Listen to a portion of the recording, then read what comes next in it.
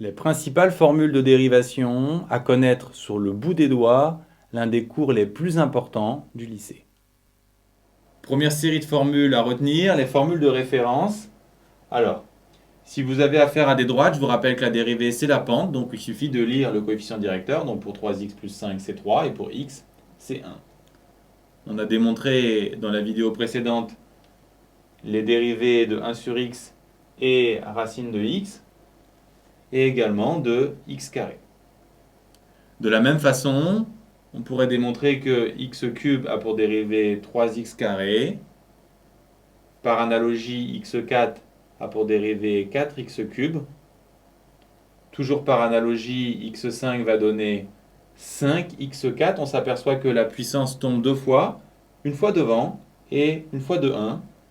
Et la formule générale qui en découle est donc x puissance n a pour dérivée n x n-1. Cette formule permet de résumer toute cette série.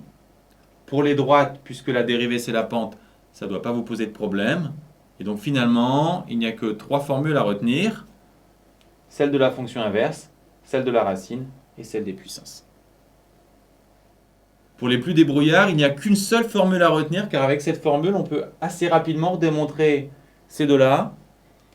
1 sur x, il faut savoir que c'est x puissance moins 1. Et en appliquant à x puissance moins 1 la formule des puissances, on trouve moins 1 x puissance moins 2. Si on maîtrise les puissances négatives, x puissance moins 2 c'est 1 sur x carré, d'où la formule. Et pour la racine c'est x puissance 1 demi. On applique la formule, ça va faire 1 demi x puissance moins 1 demi. X puissance moins 1 demi, c'est l'inverse de x puissance 1 demi. Et donc, on fait apparaître la formule de dérivation de la racine. En cas de difficulté, pour comprendre ces démonstrations, regardez la vidéo mise au point sur les puissances. Que se passe-t-il maintenant si on cherche à dériver des fonctions qui sont l'assemblage des fonctions de référence? Ici, on voit qu'on a x carré, mais que se passe-t-il si on le multiplie par 3 et si on ajoute 7? Pour le comprendre, on peut observer des fonctions affines. La dérivée, c'est à chaque fois la pente. Donc ici, c'est 1, là 3, et pour la dernière, c'est également 1. On voit alors que la constante qui multiplie, on la garde, alors que la constante qu'on ajoute disparaît. C'est une règle qui est valable pour toutes les fonctions. Donc si on l'applique ici, la dérivée de x carré, c'est 2x. La constante multiplicative, on la garde, alors que l'autre disparaît. Donc la dérivée, c'est 6x. Finalement, quand on a une fonction f entourée de constantes, on ne garde que les constantes multiplicatives. Maintenant, intéressons-nous à cette fonction. On constate que c'est la somme de deux fonctions de référence, x carré et 1 sur x. Est-ce qu'on peut se contenter de dériver chacune d'entre elles, puis d'ajouter les dérivées? Regardons sur un exemple simple. 2x, on peut le voir comme x plus x. La dérivée de 2x, c'est 2. La dérivée de x, c'est 1. Donc si on fait 1 plus 1, on a bien 2, ça marche. Et en fait, ça marche pour toutes les fonctions. Dès qu'on a une somme, on peut dériver chacune d'entre elles. Ça se passe très bien ici. Est-ce que c'est aussi simple avec une multiplication de fonctions de référence? Regardons en testant x fois x, qui vaut x carré. Si on travaille morceau par morceau, la dérivée de x c'est 1, donc on aurait 1 fois 1. Or la dérivée de x carré, on la connaît, c'est 2x, donc ça ne marche pas. On ne peut pas avancer morceau par morceau. Il y a une formule à appliquer qui se démontre avec le taux d'accroissement. Cette formule, c'est la dérivée de u fois v, c'est u'v plus uv'. Comment l'utiliser? On montre d'abord qu'on a identifié que c'est un produit en écrivant h égale u fois v, puis on précise qu'est-ce que vaut u, ici x, et v, racine de x. On aura besoin de leurs dérivées, donc on les calcule. Ensuite, on rappelle cette formule de cours, u'v plus uv', qui ne reste plus qu'à appliquer. Donc u', c'est 1 fois racine de x plus uv'.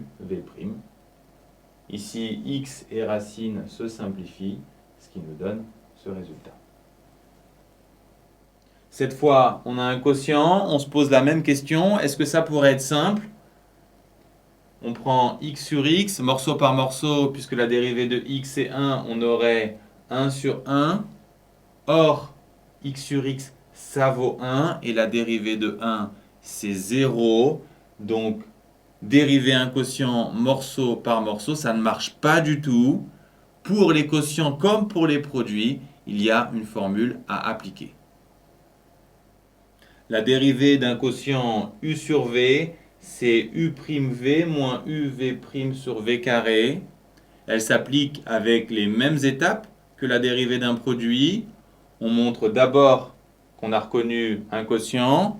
On précise le u et le v, ainsi que leur dérivée.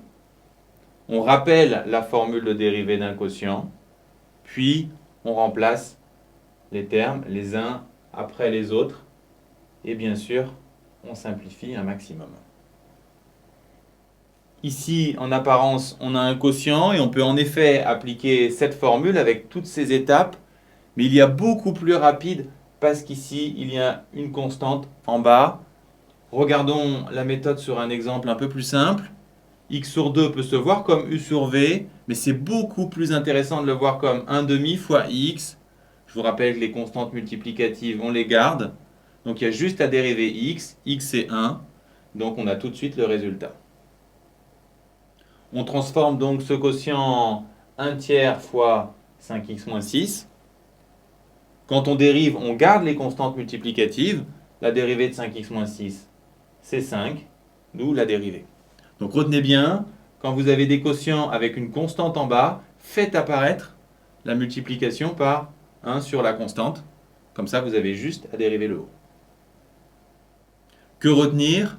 D'abord, il y a des formules de référence et des formules qui permettent de les assembler. La dérivée, c'est la pente, donc pour les droites, pas de problème.